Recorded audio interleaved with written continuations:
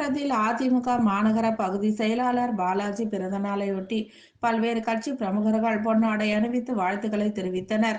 காஞ்சிபுரம் அதிமுக பகுதி செயலாளர் பெரிய காஞ்சிபுரம் கூட்டுறவு வங்கி முன்னாள் தலைவருமான பாலாஜி அவர்களின் பிறந்தநாள் விழா மிகவும் எளிமையான முறையில் அவரது இல்லத்தில் நடைபெற்றது.